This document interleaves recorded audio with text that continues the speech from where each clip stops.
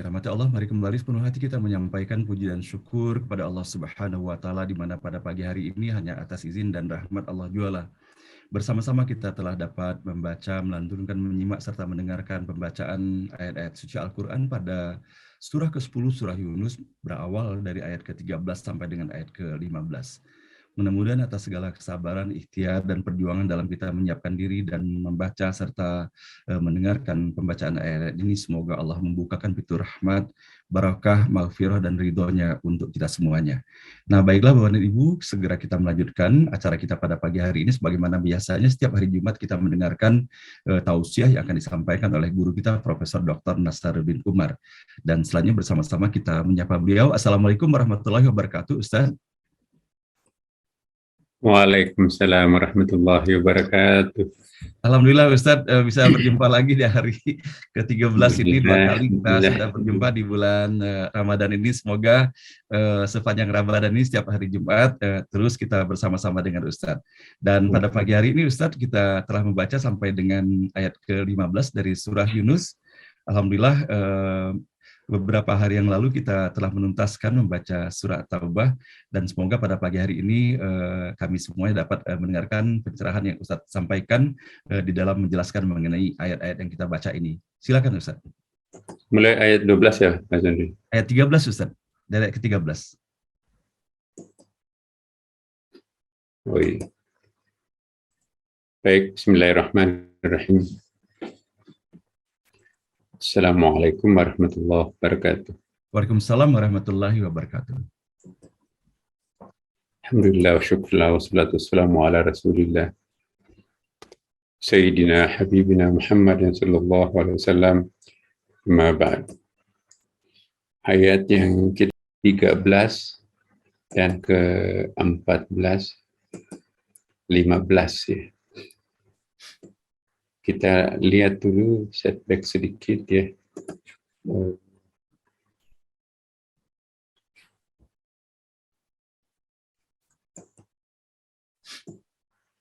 Iya.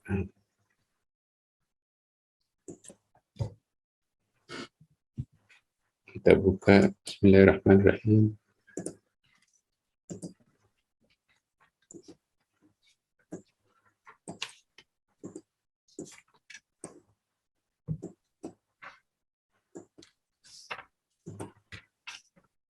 وإذا مس الإنسان الضر دعانا لجنبه أو قاعدا أو قائما فلما كشفنا عنك ضره مر كأن لم يدعنا إلى ضر مسه كذلك زين للمشركين ما كانوا يعملون.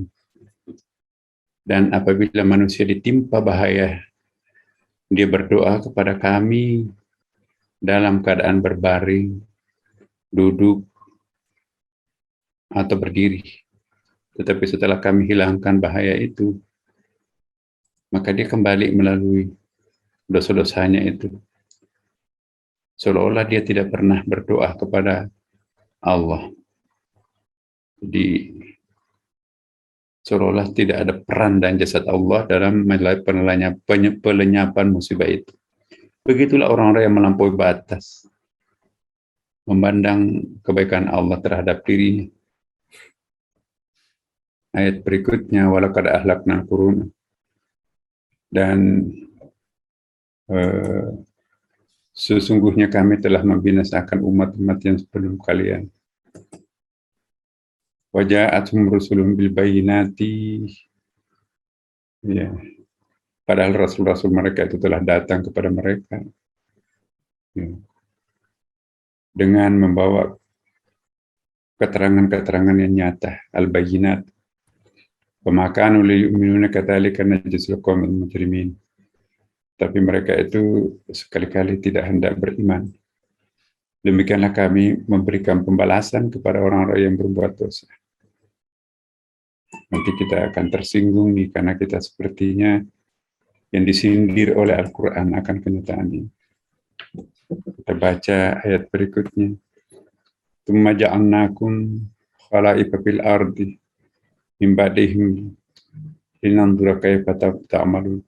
kemudian kami jadikan kamu pengganti, ya, atau khalifah di muka bumi ini sesudah mereka, supaya kami memperhatikan bagaimana kamu berbuat. Jadi kita diminta membaca sejarah. Orang yang gagal membaca sejarah, hidupnya akan sesat. Dan ayat ke-15 ini panjang. Wa idza tutla alaihim ayatina, apabila dibacakan kepada mereka ayat-ayat kami yang nyata, orang-orang tidak akan mengharapkan pertemuan dengan kami berkata, datangkanlah Al-Quran yang lain dari ini, atau gantilah dia. Katakanlah, tidaklah patut bagimu menggantinya dari pihak diriku sendiri. Aku tidak mengikuti kecuali apa yang diwahyukan kepadaku. Sesungguhnya aku takut jika mendurhakai Tuhanku kepada siksa yang besar. Ya, inilah mungkin yang kita akan bahas yang pertama dan terakhir kalau cukup waktu. Tapi izinkan mengulas sedikit tentang yang pertama, ya. Ayat 12 tadi itu, wa idza masal insanu dzurr da'an. Apabila manusia itu ditimpa bahaya, dia berdoa kepada kami dalam keadaan berbaring. Jangan diartikan hanya berbaring, ya. Lijambihi aw qa'idan, atau duduk, aw qa'iman, atau berdiri. Jadi maksudnya di sini seperti yang umum kita pahami, karena Quran itu kan punya makna lahiriah, punya makna batinnya, punya makna denotatif, makna hakiki, dan juga punya makna kinayah, makna simbolik, ya. Kayak Lailatul Qadar. Al-Lailah, makna denotatifnya itu malam, gelap. Kenapa gelap? Karena matahari tenggelam. Jadi al-Lailah bisa berarti kegelapan, tetapi bisa juga berarti makna simbolik, makna konotatifnya. Lailah ialah ketenangan, keheningan, kesyahduan, kepasrahan, kerinduan, keakraban, dan kehusyuan kepada Allah Subhanahu wa Ta'ala. Itu namanya al-Lail. An-Nahar lawannya ialah kejantanan, maskulin, rasional, ketegaran, struggle, kehebatan, keagungan, kedahsyatan. Ya. Jadi dua kekuatan. An-Nahar dalam pengertian maskulin, al-Lail bisa berarti feminin, itu makna konotatif.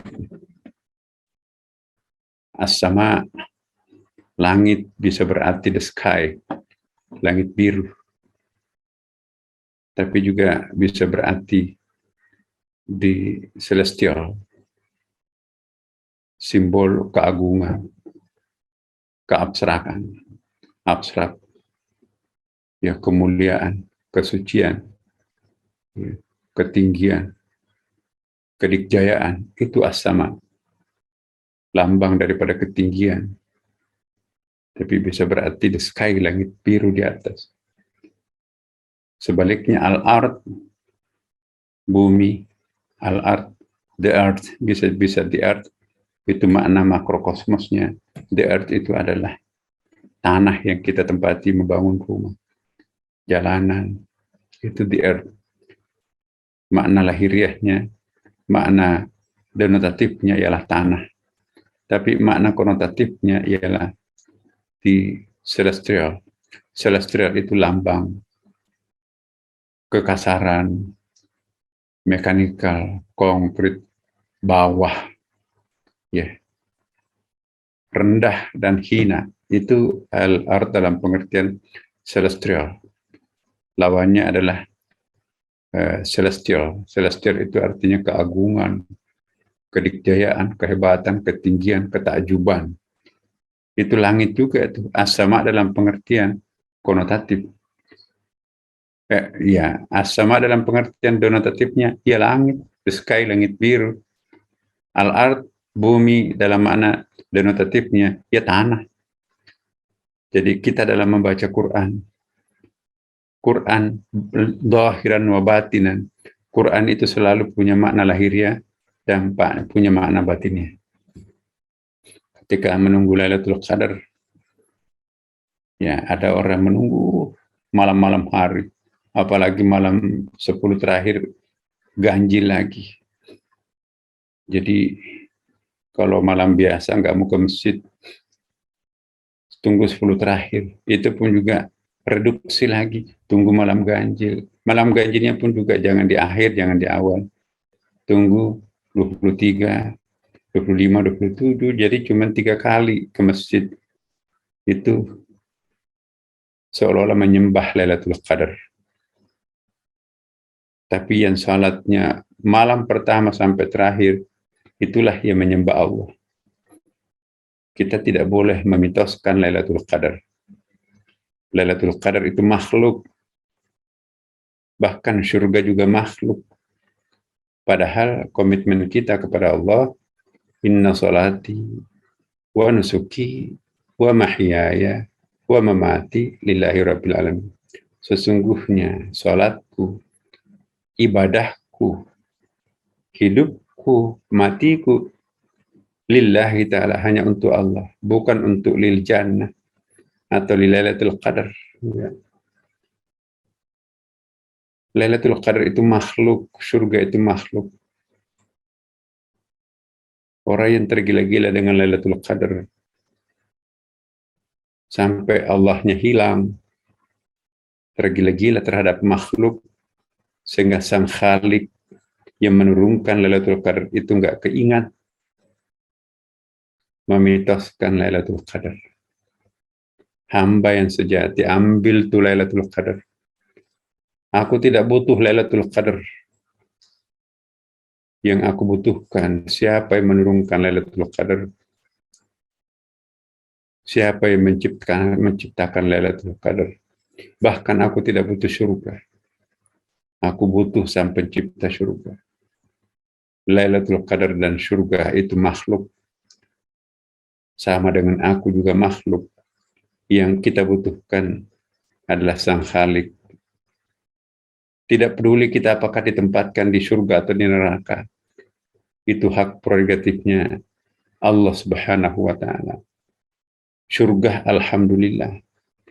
Neraka juga alhamdulillah. Yang penting Allah dalam genggaman kita.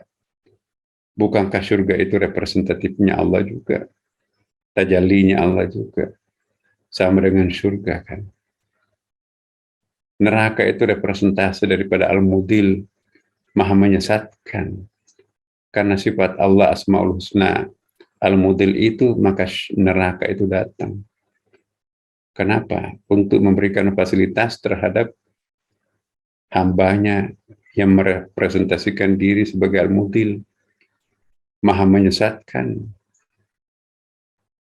Siapa yang mau mewakili Allah, dirinya sebagai Maha menyesatkan? Tidak ada satupun jamaah di sini mau menjadi representasi Al-Mudil. Semua kita di sini pinginnya menjadi representasi Al-Hadi, Maha pemberi petunjuk. Karena kita pingin itu, karena Allah Maha pemberi petunjuk, terciptalah malaikat yang taat, la ya'sunallah, tidak pernah durhaka terhadap Allah. Lalu kita ikut Nabi mengikuti malaikat. Kita mengikuti Nabi, ya kan, mengikuti ulama ustadz kita. Ada juga nama Allah Al-Mudil, Maha menyesatkan. Tidak sempurna Allah kalau hanya memperkenalkan nama dan sifatnya Maha menyesatkan, tapi tidak ada followernya. Itu nggak ada bukti, wacana doang Allah Maha menyesatkan. Allah Maha Sempurna kan? Maka Allah menghadirkan iblis. Jadi iblis itu jangan pernah kita menganggap bahwa itu musuhnya Allah. Masa Allah punya musuh, masuk akal nggak? Iya. Bahkan iblis itu memang aba wastakbar, tapi itu adalah jalannya Allah untuk menyempurnakan dirinya, maka dia menciptakan iblis. Iya. Maka itu kalau musuhnya Allah memusuhi iblis atau iblis musuhnya Allah, kenapa dimanjakan iblisnya? Oke, saya bersih dari sini ya Allah, tapi izinkan, mohon, ya, pandurni, panjangkanlah umurku sepanjang usia manusia. Lalu dijawab oleh Allah, oke, innaka laminal mundarin, kami akan panjangkan usiamu seusia manusia. Iblis bersumpah, ya, la ughwiyannahu, pasti kami akan menggoda anak cucu Adam. Cari CS partner nanti di neraka kan. Kalau musuhnya Allah ngapain? Permintaannya dipenuhi. Mustahil nggak ada memusuhi Allah? Ada musuh Allah? Enggak. Iblis itu sudah rekayasanya Allah seperti iblis itu. Kita seringkali bertanya kepada ustadz kita, dan hampir semua ustadz itu jawabannya sama. Pak Ustadz, bagaimana kita bebas iblis? Oh iya, kita harus lawan. Iblis itu dhaif, iblis itu memang musuh Allah, musuh kita bersama. Jadi kita seolah-olah diajak membenci sebenci-bencinya iblis. Pokoknya nggak boleh dekat dalam radius. Baca ayat kursi, lari iblis itu pontang-panting itu. Ya, izinkan saya berbeda pendapat dengan mereka. Mungkin saya salah. Cara yang paling efektif untuk menyelamatkan diri dari iblis, jangan pernah membenci, memusuhi iblis, tapi rubah pendekatan kita. Cintai iblis. Kasihani iblis. Maka iblis itu akan tunduk. Wallah, tidak akan saya tahu, tidak akan saya ganggu engkau. Kamu tahu rahasia aku. Aneh kan? Ya, ini Pak Nasr ini aliran sesat nih, kata teman-teman tuh. Ya, mudah-mudahan Allah memberikan apa yang terbaik buat kita, saya terutama ya. Kontemplasi saya, iblis itu tidak untuk dibenci. Jelek-jelek, tapi itu representatifnya Allah. Adakah sesuatu yang tidak berasal dari Allah? Pertanyaan teologisnya seperti itu. Adakah sesuatu yang tidak berasal dari Allah? Semua alam semesta termasuk malaikat dan iblis itu kan juga alam. Karena definisi alam itu kullu ma siwallah, other than God. Segala sesuatu selain Allah itu adalah alam. Maka itu alam itu ada alam tinggi, namanya alam malakut. Biasa juga disebut alam abstrak, alam gaib. Ya. Kenapa disebut alam gaib? Karena kita nggak bisa melihatnya. Disitulah alamnya malaikat, disitulah alamnya iblis, jin. Di situ juga disebut alam barzakh. Kalau orang wafat, ya, alam syahadah fisiknya itu hancur di tanah, tapi roh nyawanya itu bertransformasi ke alam malakut. Iya. Gitu, teman-teman. Karena kita kan dari atas. Al-Ahad, Allah ingin melihat, mengetahui siapa dirinya, maka dimanifestasikanlah nama-namanya, jadilah wahidiyah. Biasa juga disebut dengan al-ayan tsabitah. Ya, eternal entity. Ya, al-ayan itu jamak dari asyai. Jadi entitas yang eternal, yang permanen. Ya, biasa juga disebut Nufusur Rahman, nafas-nafas ilahi. Biasa juga disebut dengan Nur Muhammad, cahaya Muhammad. Biasa juga disebut dengan Haqiqatul Muhammadiyah, ya hakikat Muhammadiyah. Biasa juga disebut dengan Al-Aqlul Awal, the first intellect, dan seterusnya.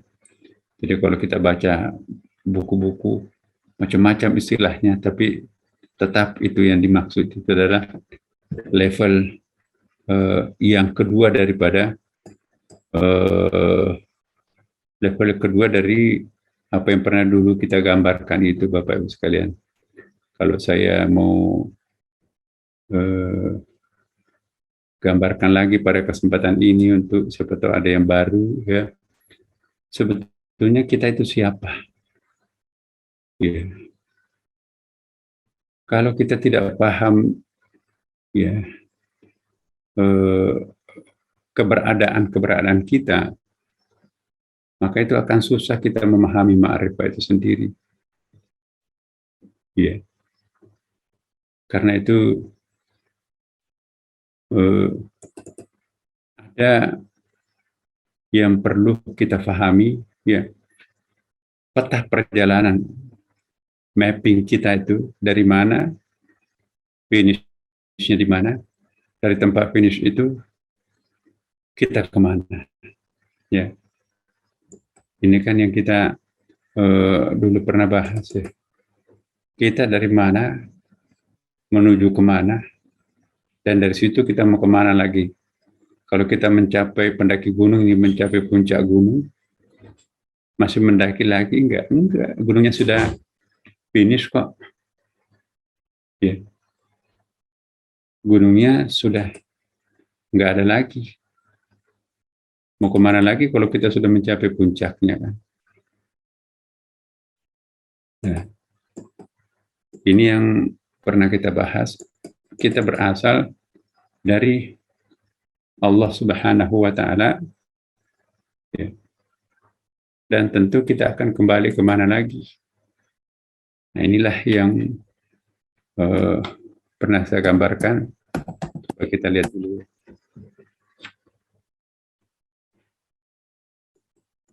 Ada yang disebut ahadiyah, ada yang disebut wahidiyah, ada yang kemudian disebut dengan alam jabarut, ada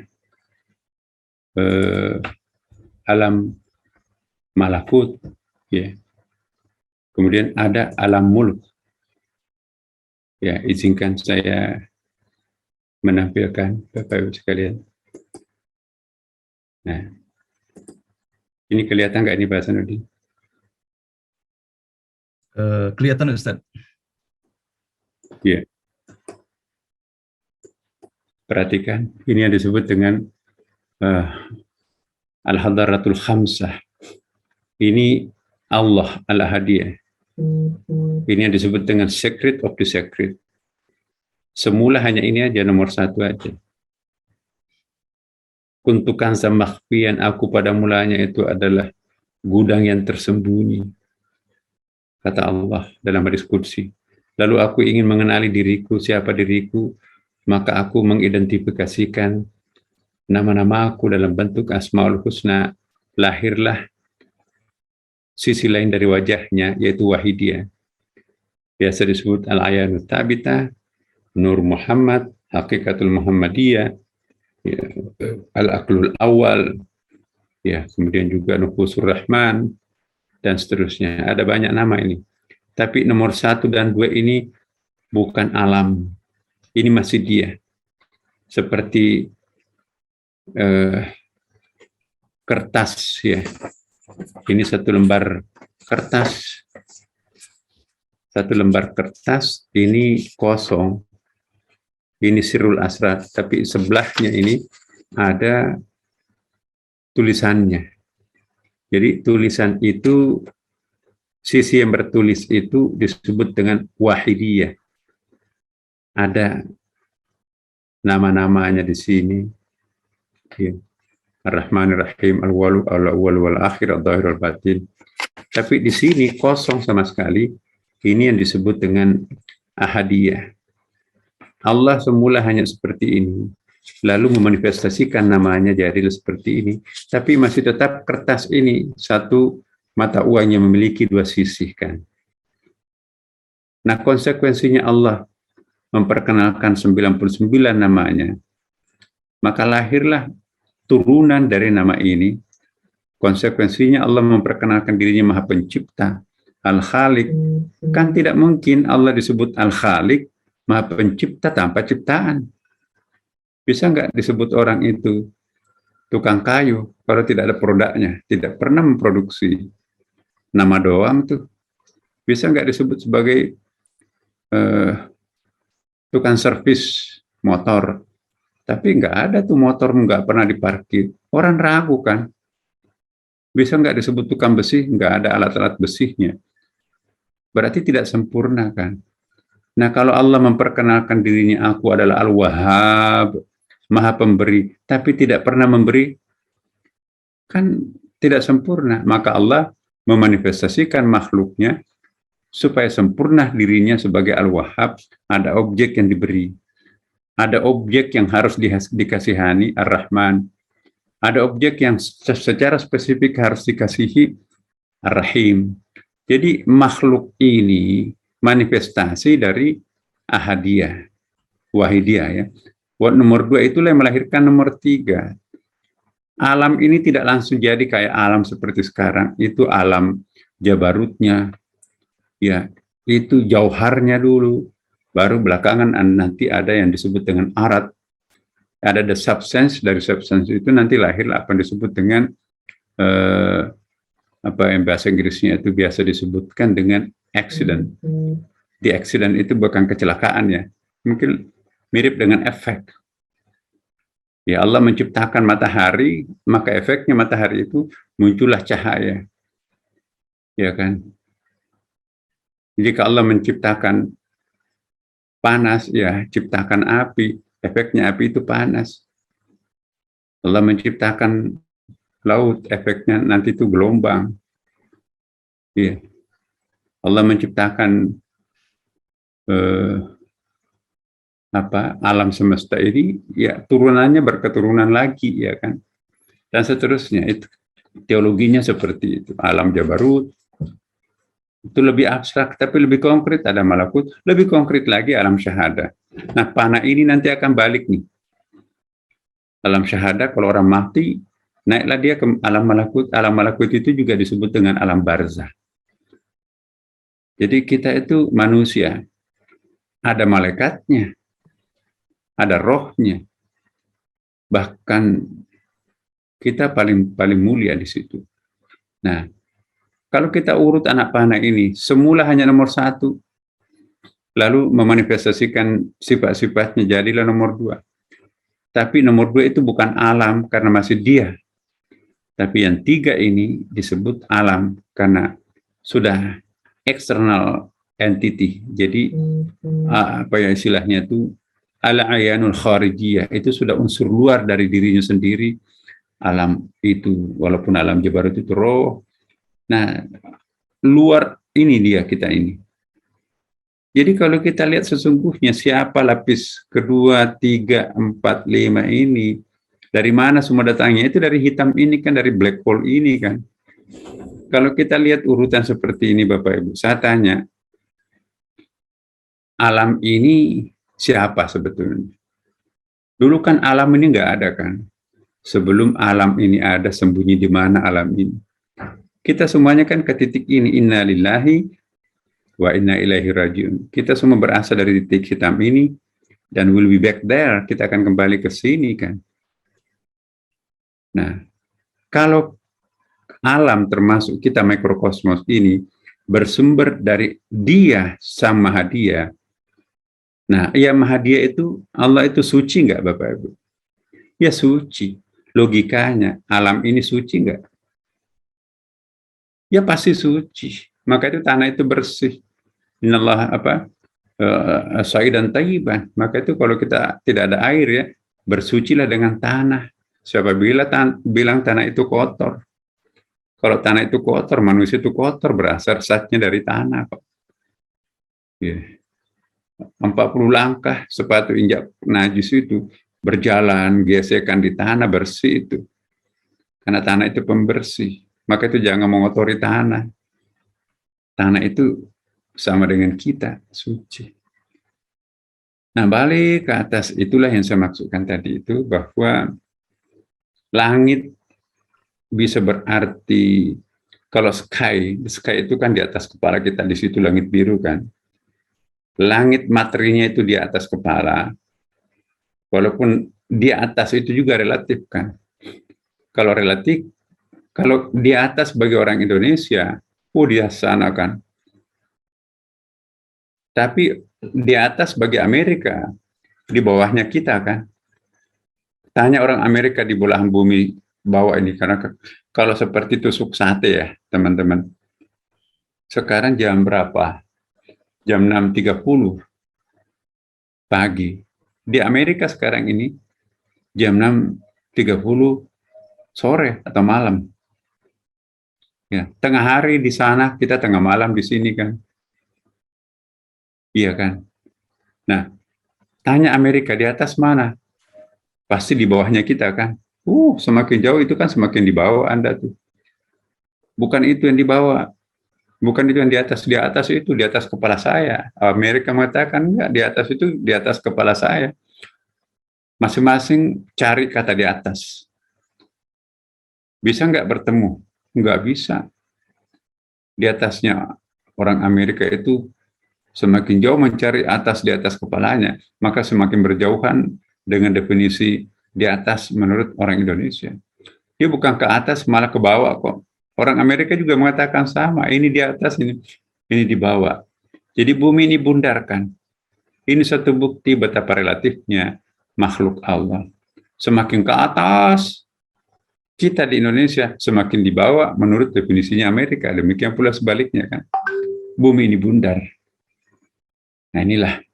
Nah kalau kita melepaskan diri kita dari pijakan, maka itulah tidak ada di atas, tidak ada di bawah. Tidak ada lahir, tidak ada batin. Nah jadi kalau kita sudah masuk ke wilayah universal, ya maka kita nggak ada lagi di atas, nggak ada di bawah. Atas bawah itu karena kalau kita di ruang sempit. Coba kalau kita terlempar di angkasa luar sana, masih ada nggak atas bawah? Nggak ada.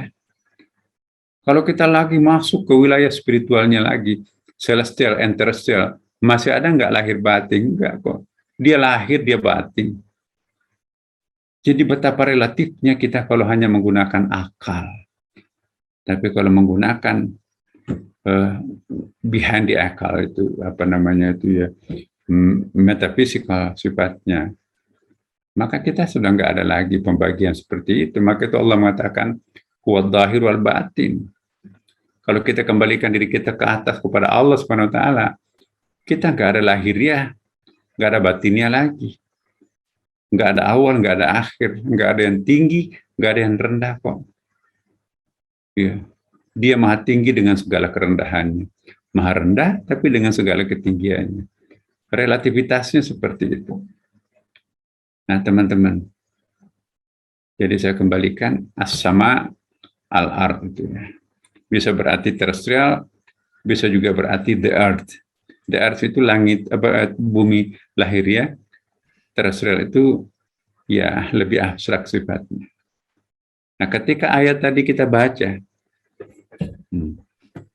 itu ada duduk, ada, saya kembali lagi ke yang tadi ya, bacaan kita. Saya keluar dulu sebentar. Nah, ayat yang tadi kita baca, teman-teman. Masya Allah, itu jangan hanya diartikan seperti apa yang tertulis di dalam ayat ini begini ini.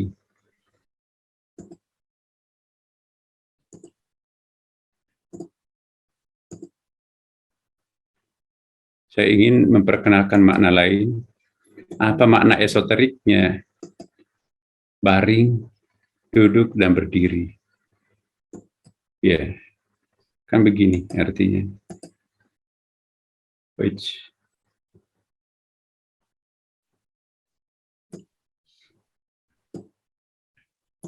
Apa yang dimaksud ayat?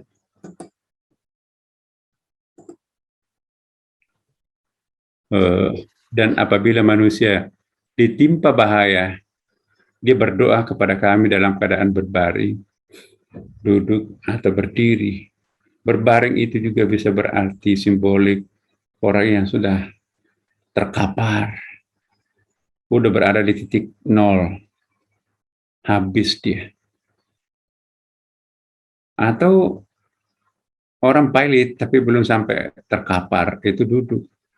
Atau orang yang sedang berkuasa, orang sedang masa puncak-puncak kejayaannya, itu berdiri. Jadi baik kita dalam keadaan sudah terkapar, atau pilot, atau sedang oke-okenya kita, tetap kita diminta untuk berdoa kepada Allah Subhanahu wa taala. Wa idza massal insanu dhurrun da'ani al-jambihi aw qa'idan aw qa'iman falamma kashafna anhu durrah. Nah ini dia. Ya, dia berdoa kepada kami dalam keadaan berbaring. Jadi kita terkapar pun juga bagus berdoa. Jangan pernah meninggalkan Tuhan. Sedang biasa-biasa duduk berdoa. Dan sedang kita dalam keadaan mencapai puncak, tegar berdiri, tetap kita dekat berdoa kepada Allah SWT. Nah, cuman kita jangan tergoda. Tetapi setelah kami hilangkan bahaya itu, karena artinya apa? Bahaya bisa menimpa orang kecil, orang menengah, dan orang tinggi ya. Nah, seringkali kalau orang itu berdoa dalam keadaan penuh puncak emosi, aku kabulkan, tapi setelah mereka itu terbebas daripada musibahnya, lupa diri, lupa aku, kata Allah. Seolah-olah dia tidak pernah berdoa kepada kami. Padahal kamilah yang mengklirkan persoalannya. Kamilah yang mengurai problemnya. Begitulah orang-orang yang melampaui batas. Ya, memandang baik apa yang selalu mereka kerjakan. Tapi dia lupa bahwa ada mekanisme yang bekerja di luar dirinya. Dan itu adalah Allah Subhanahu wa taala. Nah, kalau orang nggak pernah naik ke langit, dia nggak pernah berterima kasih kepada Allah. Maka itu as-salatu mi'rajul mu'minin, salat itu mi'rajnya orang beriman. Kenapa kita puasa? Untuk mengkinclongkan mata batin kita supaya memahami ada mekanisme yang bekerja, terurainya problem yang kita hadapi kemarin. Itu tidak by nature automatically terselesaikan persoalan. Ada yang menyelesaikan. Orang yang tidak sadar bahwa ada pihak lain yang bekerja untuk menyelesaikan persoalannya, itu yang disebut dengan kufur. Kafir itu mengingkari akan adanya mekanisme eksternal di luar dirinya yang bekerja menyelesaikan problem, itu kafir. Jadi kafir itu jangan diartikan hanya akidah, itu tiba-tiba pindah agama kafir, no. Ketika kita dalam hati tidak mengingat Allah setelah problem kita sudah selesai, melupakan Allah setelah kita berdoa dan dikabulkan doa kita, udah seperti habis manis cepat dibuang, lupa kacang akan kulitnya, itu kafir. Mengingkari. Tapi kalau kita mengingat Allah, ya Allah, kalau bukan Engkau maka aku pasti terpuruk.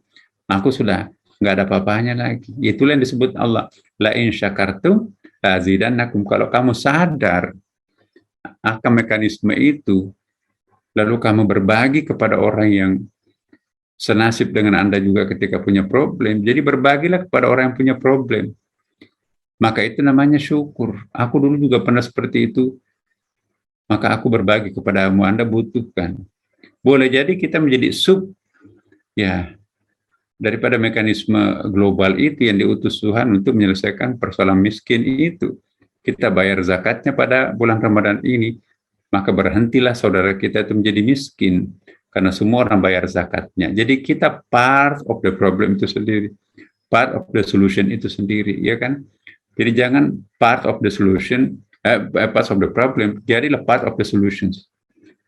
Jadilah problem solver, mekanisme Allah. Jangan jadi mekanisme terciptanya sebuah problem, tapi mekanisme terurainya sebuah problem. Jadi kita jadi problem solver, bukan eh, apa ya, kita bukan the maker terhadap darurat itu sendiri. Ya, nah inilah mungkin kita dulu bahas dulu mengenai doa ini, karena kita bulan Ramadan kan banyak berdoa. Kita itu diminta Allah Subhanahu Wa Taala untuk banyak berdoa, teman-teman. Dan bagaimana caranya berdoa? Kan ada ayat wa idza salaka ibadi anni fa inni qaribun ujibu da'watad da'i idza da'an. Ini sering dibaca Pak Hasanuddin ya. Apabila hambaku bertanya atau berdoa kepadaku, bertanya tentang aku, jawablah bahwasanya aku itu adalah dekat. Ini qarib. Jadi nggak usah teriak-teriak, nggak usah meraung-raung. Ana aqrabu min hablil warid, ada ayat lainnya. Aku lebih dekat daripada urat tenggorokan kalian. Ya, ini qaribun, aku lebih dekat. Ya kan? Nah, karena itu ketika kita berdoa, teman-teman, ya ada beberapa hal yang perlu kita ingat. Perhatikanlah misalnya ada pendapatnya Syekh Ibnu Athaillah ya. Rubbama fataha laka babat ta'ah wa ma fataha laka biwabal qubuli wa rubbama qada alaika bidzambi fakana sababan fil wusul. Boleh jadi Allah membuka pintu ketaatan bagimu. Kita sadar nih kan tadi ya. Akan tetapi tidak atau belum mengabulkan pintu pengabulan, belum diterima doa kita, belum diterima ketaatan kita. Boleh jadi pula Allah menakdirkanmu berbuat dosa, akan tetapi ternyata dosa itu menjadi penyebab sampainya tujuan tujuan engkau kepadanya. Jadi menarik ini, luar biasa ini pernyataan. Jadi boleh jadi Allah membukakan pintu ketaatan bagimu. Kita sudah melakukan taat, ya, sudah melakukan pengabdian. Pokoknya puasa, khawasul khawas, sholat tahajud lah, tarawih lengkap-lengkapnya. Tapi belum membukakan pintu pengabulan, belum diterima ketaatan dan doanya. Satu sisi kita sudah memaksimumkan ibadah kita, tapi doanya kok nggak terkunjung diterima nih. Tapi juga bisa sebaliknya. Boleh jadi pula Allah menakdir kamu berbuat dosa, akan tetapi ternyata dosa itu menjadi penyebab sampainya tujuan engkau kepadanya. Nah, saya akan jelaskan Bapak Ibu. Inilah buah daripada mencintai iblis tadi. Tidak pernah ada ustadz yang menganjurkan Bapak Ibu, cintailah iblis. Mungkin jarang, kecuali saya ini mungkin, ya bolehlah saya disebut aliran sesat. Tapi reasoning saya ada gini, teman-teman. Tadi itu saya kembali dulu sebelum ke sini. Jadi, iblis itu siapa sebetulnya? Itu nggak mungkin musuhnya Tuhan. Allah nggak bakalan punya musuh kok. Nggak masuk akal iblis itu musuhnya Tuhan. Emang siapa iblis, siapa Tuhan kan? Iblis itu hadir untuk melengkapi, menyempurnakan dirinya. Kalau hanya ada Nabi Musa, tidak ada Fir'aun, maka tidak sempurna Allah. Atau yang ada hanya Fir'aun tanpa Musa, tidak sempurna Allah. Tidak ada satu zaman tanpa dihuni oleh penjahat dan tanpa dihuni oleh orang kebalikannya, orang baik. Ya kan? Selalu ada. Ada Nabi Saleh, ada Raja Thamud. Ada Nabi Ibrahim, ada Namrud. Ada Musa, ada Fir'aun. Ya kan? Ada Nabi Muhammad, ada Abu Lahab, Abu Jahal. Di mana ada masa, di situ ada iblis, ada malaikat. Dan pasti ada representatifnya juga. Itulah hukum Allah, sunnatullah, natural law-nya, natural senses-nya Allah seperti itu. Jadi, cara untuk menyelamatkan diri dari iblis, itu bukan memusuhi iblis. Musuh pokoknya. Teriakin tuh iblis, Allah Akbar, tembak dia dengan kebencian luar biasa terhadapnya. Itu namanya membakar emosi. Itu namanya mengoptimalkan nafsu. Padahal ada rahasia di dalam Al-Quran. Ya Allah, aku rela untuk dikutuk masuk neraka. Tapi saya mohon izin, panjangkanlah umurku untuk hidup sesaman, semasa usianya manusia. Untuk apa? Aku akan menggoda mereka. Di antara mereka nanti ada yang menemani aku masuk di dalam neraka. Jadi followernya Al-Mudil itu bukan hanya iblis, tapi manusia juga ada kan. Alladzi yuwaswisu fi sudurin nas minal jinnati wan nas. Jadi setan itu ada jenis manusia, ada jenis jin. Setan dari jenis jin itu adalah iblis, setan dari jenis manusia itu Fir'aun dan semacamnya. Ya kan? Jadi itulah teman-teman. Bersumpahlah iblis, pasti aku akan menggoda mati-matian, pasti aku akan menaklukkan anak cucu Adam. Maka itu caranya menggoda seperti apa? Kita kan kalau ungkapan iblis itu menyebabkan kita murka terhadap iblis kan. Awas loh seandainya manusia itu, seandainya iblis itu tampil dalam bentuk orang, aku akan tembak, aku akan bom, aku akan gorok lehernya biar mati. Ya. Padahal cara memusuhi iblis tidak seperti itu. Ingat apa pernyataan iblis? Aku akan bersumpah menggoda anak cucu Adam illa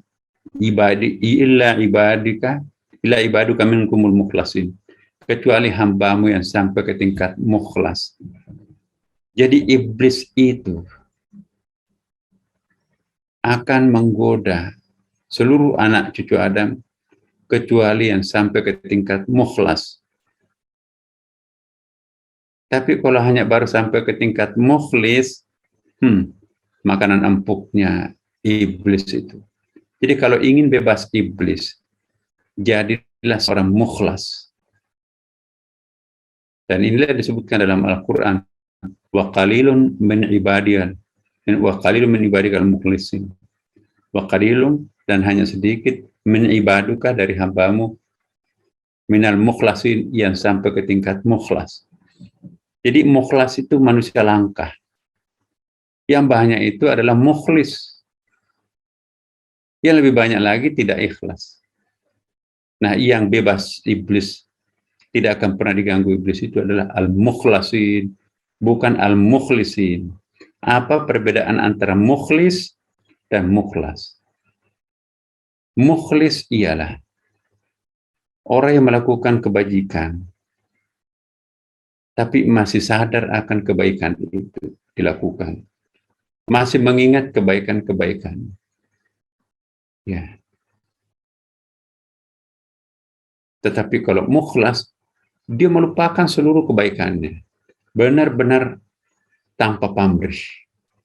Dia nggak ingat apa kebaikannya. Dia nggak sadar kalau yang dilakukan itu adalah kebaikan. Itu mukhlas. Tapi kalau orang itu masih sadar bahwa dia melakukan kebaikan, itu mukhlis. Itu perbedaan yang keduanya ialah mukhlis. Betul-betul mensyukuri seluruh nikmat Allah. Dapat jabatan berbagi, dapat harta itu mengeluarkan sedekahnya, sehat itu membantu secara fisik yang membutuhkan bantuan fisik, baguslah pokoknya. Jadi dia mensyukuri seluruh nikmat Allah sekecil apapun sampai sebesar apa lagi, dia syukuri. Itu namanya mukhlis. Tapi kalau mukhlis itu hanya mensyukuri nikmat dari Allah. Kalau mukhlas itu, dia juga mensyukuri apapun yang datang dari Allah. Semua yang datang dari Allah itu adalah baik. Kenapa? Karena Allah itu maha baik. Tidak mungkin ada sesuatu yang bersumber dari Allah yang buruk. Makanya itu, yang disyukuri bukan hanya nikmat, tapi juga mensyukuri penderitaan, mensyukuri musibah, mensyukuri kekecewaan, mensyukuri fitnah. Jadi syukurnya tidak terbatas kepada yang membahagiakan dan yang dinikmati. Apapun datangnya dari Allah itu disyukuri, karena Allah itu semuanya pasti keluarnya baik. Segala sesuatu yang inputnya baik, pasti outputnya baik. Jadi hanya karena kita tidak tahu apa hikmah di balik musibah, maka kita mengutuk, membenci musibah itu. Hanya karena kita tidak tahu apa hikmah di balik fitnahan orang terhadap kita, maka kita mengutuk orang yang memfitnah itu. Hanya karena kita tidak paham siapa iblis itu, maka kita memusuhi iblis itu.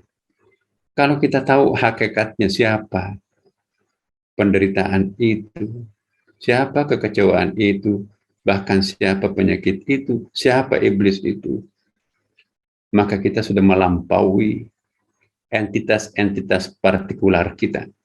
Kita sudah masuk kepada al-jam'iyatul uluhiyah, apa bahasa Indonesia itu. Kita masuk kepada universal soul itu ya. Kita lebur dengan sang dia yang maha universal. Tidak lagi punya psychological self itu ya. Sudah nggak ada keakuan, nggak ada ego lagi. Dia merata ada di mana-mana. Dia sudah memencar, ya, sudah lebur dengan segalanya. Maka partikular self-nya, ego-ego sektoral sudah nggak ada lagi pada dirinya. Yang membuat kita kecewa, menderita, itu kan psychological self itu. Aku sakit, mestinya aku berolahraga, nggak jadi. Aku sakit, mestinya aku menikmati, itu nggak jadi. Jadi langsung berkesimpulan, berarti penyakit ini jelek.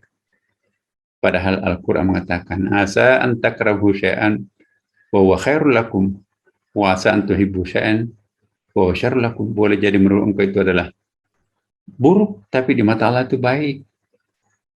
Hai, seandainya engkau tahu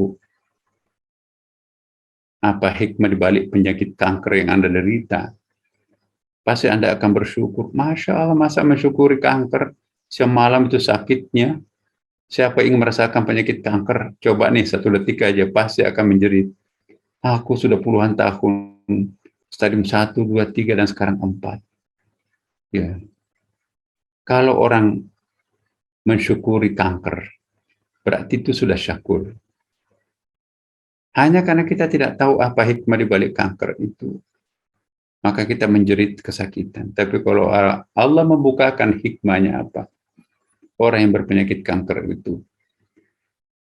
itu membersihkan seluruh dosa masa lampaunya. Jangankan kanker, Bapak Ibu. 1 hari dilanda penyakit demam, kata Rasulullah SAW, akan diampuni dosanya selama 1 tahun. Demam loh. Barang siapa yang meninggal karena penyakit kronis, termasuk kanker, itu mati syahid. Tidak usah pemeriksaan berlapis-lapis malaikat. Hei, zakatmu bagus nggak? Hei, salatmu enak, beres nggak? Hei, puasamu bagus nggak? Orang yang mati karena penyakit kronis dan bersabar, maka itu tanpa melewati pemeriksaan. Mati syahid kan? Coba, seandainya kita tahu keganasan hari kiamat itu, ya Allah matikan aku dalam penyakit kanker, aku mau. Hidup di dunia kan cuma sejengkal kok, 70 tahunan. Di akhirat itu abadi, nggak pernah mati-mati orang tuh Bapak Ibu. Ya. Nah kalau orang sudah paham hakikat makrokosmos, mikrokosmos, hakikat alam semesta, memahami Allah, tidak pernah menjerit kena musibah. Ya. Jadi kalau ada orang ma'rifahnya tinggi, pasti imannya kuat. Orang yang imannya kuat itu, ya, tidak lagi menjerit pada saat dia diuji musibah. Dia tersenyum. Alhamdulillah, aku dibersihkan Tuhan. Aku tidak perlu transit 50 tahun di neraka. Karena dosa-dosa sangat banyak. Kalau diuji kemewahan, dia nggak mabuk. Ya Allah, jangan-jangan ini hijab baru buat aku. Aku selama ini rajin salat tahajud, salat sunat duha, qabliyah ba'diyah, nggak ada yang salat alfa. Senin Kamis aku puasa. Jangan-jangan jabatan baru ini aku nggak pernah salat duha lagi karena harus apel memimpin breakfast meeting. Pulang tengah malam sehingga nggak sempat lagi salat tahajud. Keluar kota, keluar negeri sehingga tidak pernah lagi puasa Senin Kamis. Nah, begitu diberikan jabatan, innalillahi wa inna ilaihi raji'un. Ini musibah buat aku. Segala sesuatu yang memisahkan aku dengan Tuhanku itu musibah. Bukankah kenikmatan lebih banyak membuat orang itu berjarak dengan Tuhan? Dan sebaliknya, bukankah musibah itu lebih mendekati diri seseorang itu kepada Tuhan? Jujur jawab Bapak Ibu. Mana yang paling dekat mengantarkan kita lebih dekat kepada Allah? Diuji musibah atau diuji kemewahan? Pengalaman pribadinya Bapak Ibu. Tanya diri kita masing-masing sekarang juga. Kita itu berpotensi lebih dekat, sedekat-dekatnya kepada Allah jika kita diuji dengan kenikmatan kemewahan atau diuji musibah dan penderitaan. Ayo, jujur nih. Siapa yang paling pertama kita panggil ketika kita musibah berat, dahsyat, fitnah, kematian? Siapa yang kita panggil-panggil? Allah, Allah, Allah Akbar, Masya Allah. Iya kan Bapak Ibu? Tapi begitu dipromosi, tendernya menang. Orang pertama di SMS untuk ditraktir, itu malah bukan istrinya, orang lain. Apa yang dilakukan Allah SWT? Yuk. Mana kita lebih khusyuk? Diuji kemewahan atau diuji penderitaan? Jujur nih berjawabnya. Nah, kalau berkesimpulan kita sama ya, bahwa ternyata kita lebih dekat pada Allah ketika kita diuji musibah, lebih jauh kita berjarak dengan Allah ketika diuji kemewahan. Mulutnya doang alhamdulillah, tapi perbuatannya tuh macam-macam. Ada sombong, hati-hati. Pejabat baru, ya, profesor, dokter baru, orang kaya baru, itu seringkali berulah macam-macam. Nah, tapi kalau orang ditimpa musibah, anaknya meninggal, dicopot dari jabatannya, divonis kanker, penghuni masjid tuh, rumah Allah kan. Tapi kalau dipromosi kaya aja, kaya raya, wah, pokok di bar ke bar tuh. Dia pernah minum, kali ini minum. Jadi coba kita lihat. Tidak benarkah kata Allah, asa antakrahu syai'an wa huwa lakum? Boleh jadi menurut engkau itu buruk, tapi di mata Allah itu baik. Boleh juga jadi menurut engkau itu baik, tapi di mata Allah itu buruk. Nah, jangan sampai kita mengibliskan malaikat dan memalaikatkan iblis. Itulah kesesatan. Mari kita menjadikan iblis itu iblis, malaikat itu malaikat. Tapi jangan membenci iblis, mengistimewakan malaikat. Itulah mukhlas. Dan itulah bebas iblis. Rabi'ah Ad-Adawiyah. Mbak Rabi'ah, sehari-hari engkau tersenyum, seperti nggak pernah sengsara, nggak pernah membenci siapapun. Aku mau tanya nih, Mbak Rabi'ah, benci nggak sama iblis? Ya, kan semua manusia normal itu, pokoknya siapapun pasti semua, oh ya benci dong, siapa sih nggak benci? Gara-gara iblis itu, sampai nenek moyang Adam Hawa itu jatuh dari bumi, dari langit kebahagiaan turun ke bumi penderitaan, dosa warisan lah segala macam lah kan. Nah, iblis lah yang membuat kita terkapar. Ditanya, kamu benci iblis enggak? Kata Rabi'ah, cintaku terhadap Tuhanku telah memenuhi seluruh relung-relung tubuhku, sehingga tidak ada satu tempat sekecil apapun dalam tubuhku untuk membenci siapapun, termasuk membenci iblis. Logikanya, iblis pun juga dicintai oleh Rabi'ah Ad-Adawiyah. Kalau orang hanya mencintai Nabi Musa, membenci Fir'aun, itu masih mukhlis. Kalau sudah tidak membedakan antara Fir'aun dan Nabi Musa, maka orang itu disebut dengan mukhlas. Itulah yang bebas iblis. Itulah sebabnya mengapa istrinya Fir'aun diangkat sebagai ummahatul mukminin, induknya atau ibunya seluruh orang beriman. Ya, jadi perempuan paling mulia dalam Quran itu istrinya Fir'aun. Aneh kan Bapak Ibu? Apa yang membuat Allah mengistimewakan istrinya Fir'aun? Penghuni istana angker itu. Karena istrinya Fir'aun tidak membedakan antara Musa dan Fir'aun. Dia merawat Nabi Musa, Musa kecil sampai remaja itu. Siapa yang merawat? Istrinya Fir'aun. Kenapa dia merawat? Bukan karena dia cakep, bukan karena dia kasihan. Tapi ini adalah representasi Al-Hadi, Asmaul Husna Allah, Maha Pemberi Petunjuk. Tapi pada sisi lain juga dia merawat Fir'aun. Bukan karena dia suaminya, tetapi ini juga representasi Allah, Al-Mudil. Ya. Tangan kanannya Nabi Musa, tangan kirinya Fir'aun. Dua-duanya tangan ini tanganku. Dua-duanya adalah dari Allah. Membedakan tangan kanan, tangan kiri, berarti masih kita berimannya menengah. Belum memuncak. Ya, wahai Musa, anakku, aku mencintaimu. Karena engkau representasi dari Al-Hadi. Representasi dari malaikat. Malaikat representasi dari Al-Hadi.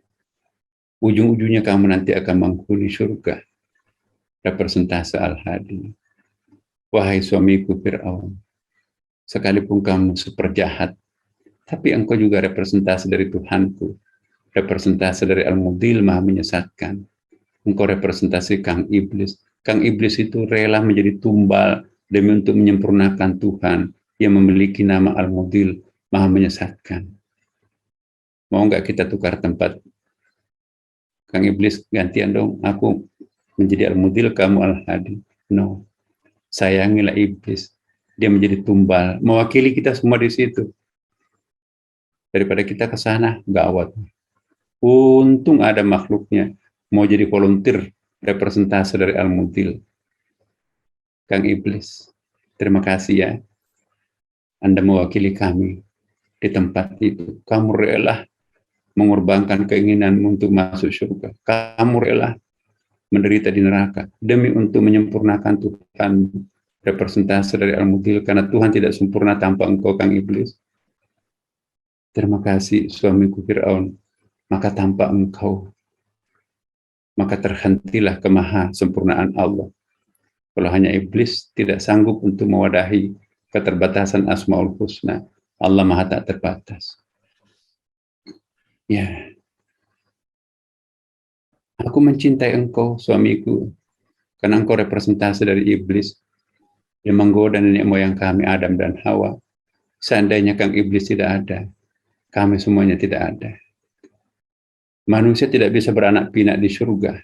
Seandainya tidak ada iblis, tidak ada yang menggoda Adam dan Hawa turun ke bumi, maka pasti tidak ada kami.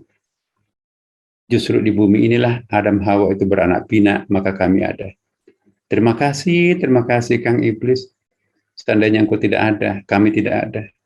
Adam Hawa tidak bisa beranak pinak di surga. Engkau menggoda Bapak Ibu kami, maka kami hadir. Disinilah Adam Hawa beranak pinak. Bapak Ibu, masih benci iblis enggak? Nah, kalau kita sudah tahu rahasianya iblis, maaf ya Kang Iblis, selama ini aku memusuhi engkau. Padahal engkau berjasa banget. Tanpa engkau kami tidak ada. Hai Kang Iblis, ternyata engkau lah mau tega-teganya mengorbankan dirimu sendiri, representasi dari Al-Mutil. Ya, Kang Iblis, aku sayang banget deh sama engkau. Engkau menggantikan kami masuk neraka. Seandainya kamu gak ada, jangan-jangan aku di tempat itu. Kalau kita sudah seperti ini kepada Kang Iblis, hai CS, gak mungkin aku akan goda engkau. Yang aku akan goda itu loh, yang mati-matian memusuhi aku itu. Jadi begitu masuk ke toilet, kok kamu punya tanduk ya? Kenapa matanya merah? Jadi sahabatan dengan iblis. Kenapa perutnya buncit? Kenapa giginya gondrong? Ya, kok senyumanmu lucu ya kau Kang Iblis. Ya Mas, aku seperti ini, dibikin tanduk oleh Allah.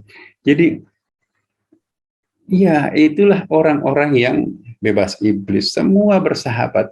Jika kita mencintai Allah, maka iblisnya pun tunduk. Bapak Ibu sekalian, rubahlah pendekatan kita. Selama masih ada benci, maka kita tidak mungkin mencapai puncak ma'rifat. Walau itu harus membenci iblis. Kenapa Ummi, istrinya Fir'aun, dipuji Allah, sudah tidak membedakan antara iblis dengan Musa.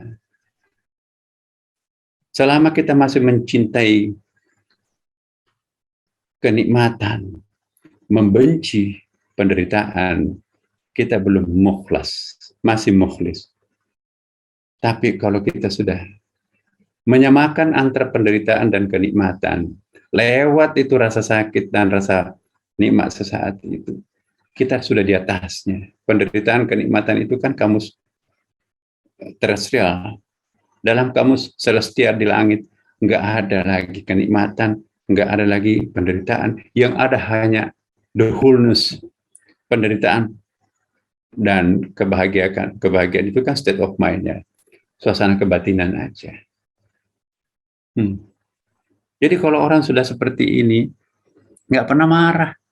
Karpet dari Turki, mahal-mahal dibeli taruh di ruang tamu. Kucing tetangga tiba-tiba bertengger, dia buang kotorannya persis di tengah karpet mahal itu, dia onggok kotorannya. Mbaknya pagi-pagi bangun, apa ini? Dia perhatikan, oh ada tai kucing. Ini kucing tetangga, kita kan nggak punya kucing.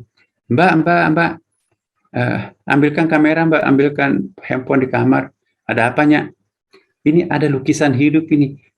Cantik sekali ya, kenapa kucing itu persis di tengah-tengah karpet ini, dia onggok kotorannya, kayak lukisan hidup tuh. Ambil dari sini foto ya, bagus banget ya, kayak lukisan hidup. Itu orang yang menyamakan antara kenikmatan dan penderitaan, menyamakan antara yang buruk dan yang indah. Kalau orang itu sudah sampai mata mukhlas, semuanya adalah baik. Iblis baik, malaikat baik, Allah maha baik. Segala sesuatu yang dari maha baik itu pasti baik semuanya kan. Selama kita masih memilih ini sahabat jelek, ini sahabat baik, berarti kita masih berada di level mukhlis, belum menjadi manusia langka. Wa qalilun men ibadahal mukhlisin. Hanya sedikit hamba aku yang sampai ke tingkat mukhlas. Bapak Ibu sekalian, bisa nggak kita bertransformasi dari mukhlis menjadi mukhlas? Ya, dari syukur hanya mensyukuri nikmat, tapi kali ini kita pun juga mensyukuri musibah, mensyukuri penderitaan. Itulah yang disebut dengan syakur. Wa qalilun min ibadiyas syakur, ya illa min ibadikal mukhlasin. Jadi pengecualian iblis itu adalah mukhlas, bukan mukhlis. Yang manusia langka itu adalah asyakur, bukan asyukur. Pagi hari ini, mari kita naik kelas Bapak Ibu. Kita meningkat dari syukur, hanya mensyukuri nikmat, menjadi asyakur, mensyukuri apapun yang datang dari Allah, termasuk musibah, fitnah, dan lain sebagainya. Mari kita naik kelas. Ya, bukan lagi seorang yang hanya sampai di tingkat ya as-sabir, sabar, tapi menggerutu hatinya. Sabar, tapi masih belum bisa melupakan. Dia memaafkan, tapi belum bisa melupakan. Ya, naiklah ke atas al-masabir, aku memaafkan dan aku juga melupakan. Di atasnya ada as-sabur, anggaplah tidak pernah ada yang terjadi di antara kita. Cair segalanya seperti biasa.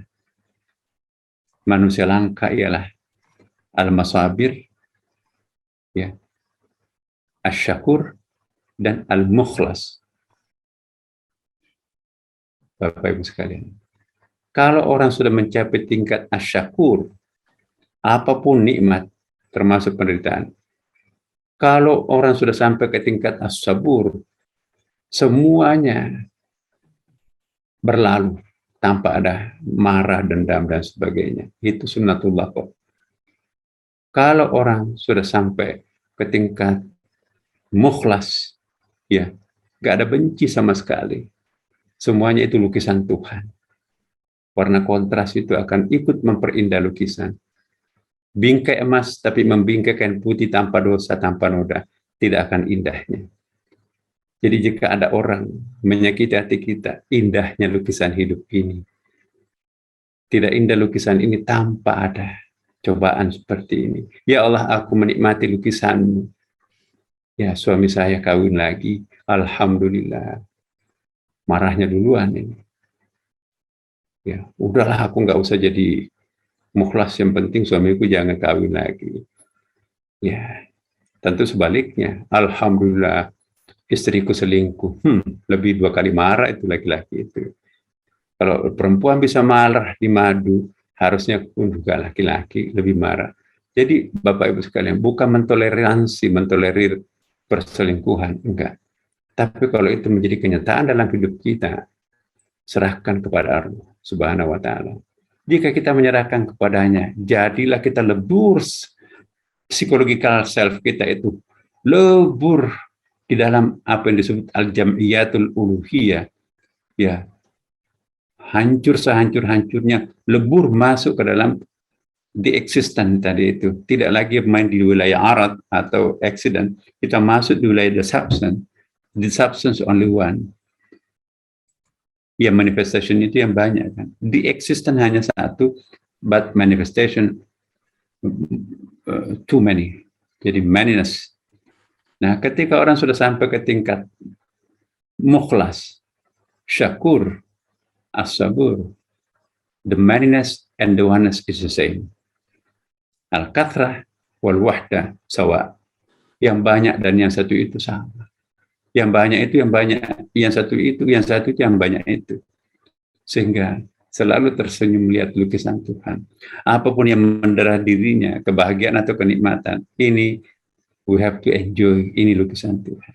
Maka ketika dia beribadah, I love to pray, I love to fasting. Ya. Bukan I have to pray, bukan I have to fasting, tapi I love to pray, I love to fasting. Itulah puncak, itulah bebas iblis. Bersumpah iblis itu, aku akan menggoda dari depan, dari belakang, dari kanan, dari kiri. Kang iblis menyisahkan 2 tempat, lupa menyebut di atas dan di bawah. Makanya itu kalau ingin bebas iblis, banyaklah berdoa, lubang atas bebas iblis, banyaklah sujud karena lubang bawah bebas iblis. Iblis menguasai 4 dimensi, muka, belakang, kanan, kiri, atas, bawah. Berdoalah menengadah ke atas, sujudlah tunduk bawah.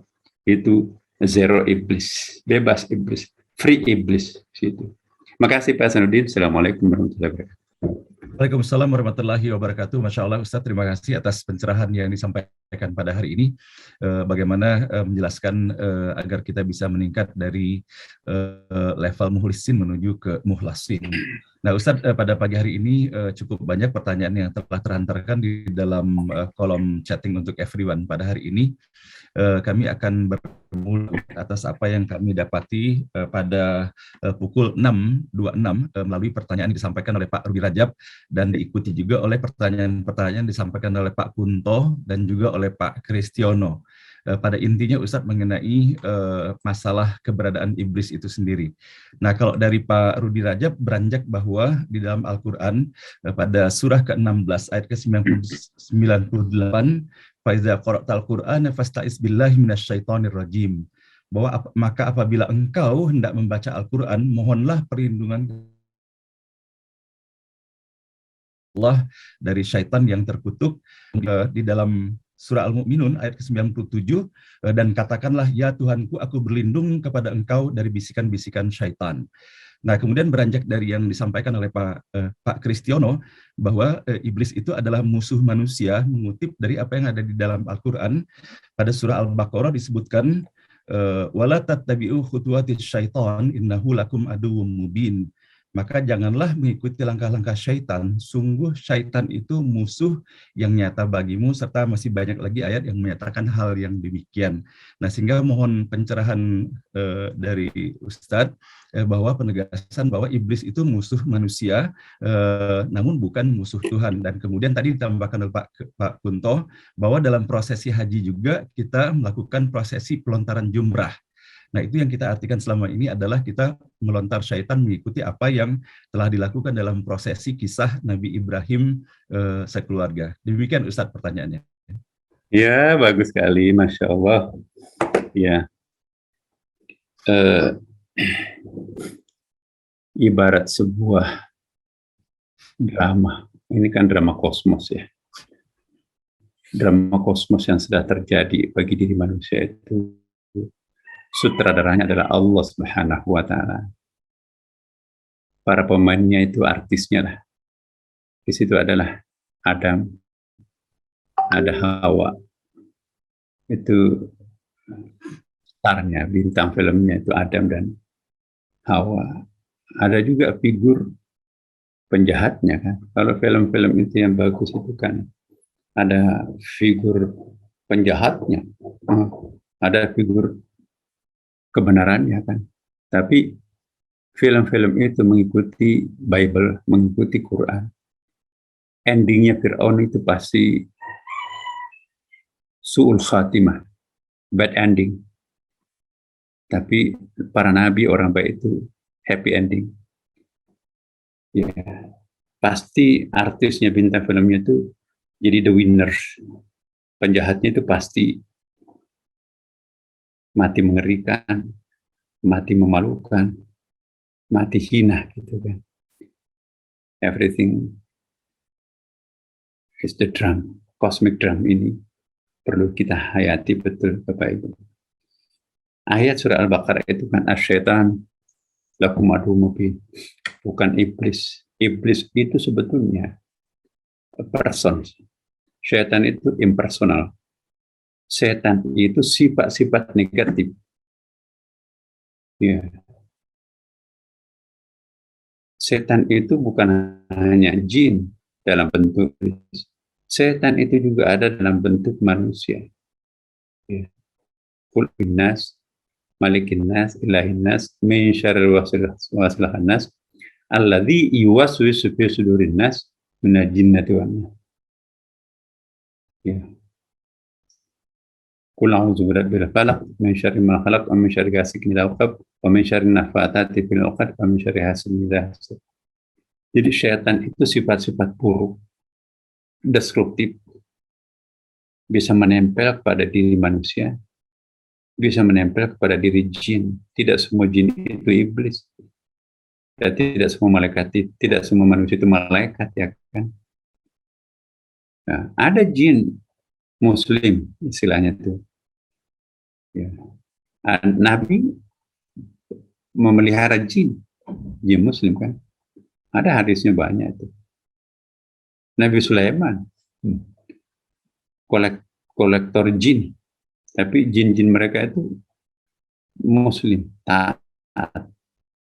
Kalau mengingkari jin sama dengan mengingkari suratul jin dalam Quran. Ada surah namanya surah al-jin.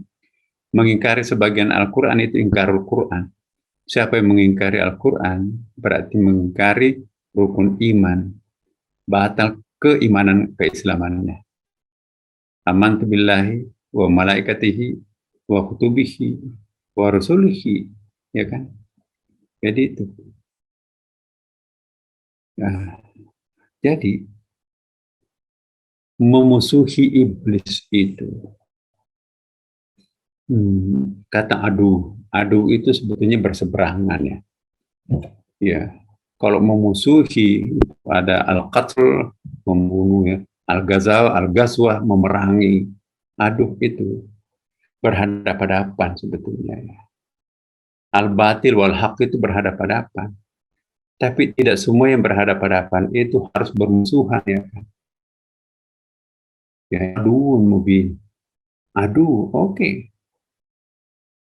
Anda di situ, saya di sini. Lakum dinukum waliyadin. Ya.